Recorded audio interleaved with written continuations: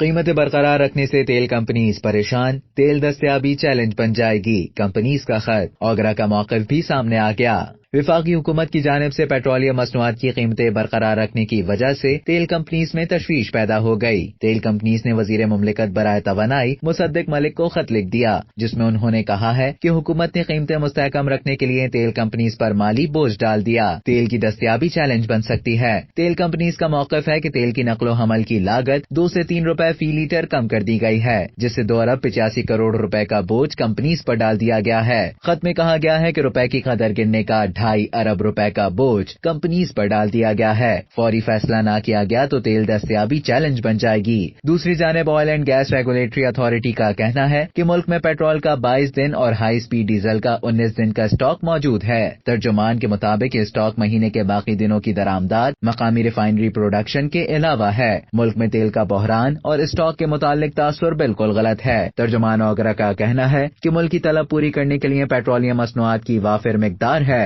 درآمدات کی منصوبہ بندی پروڈکٹ ریویو میٹنگ میں کی جاتی ہے۔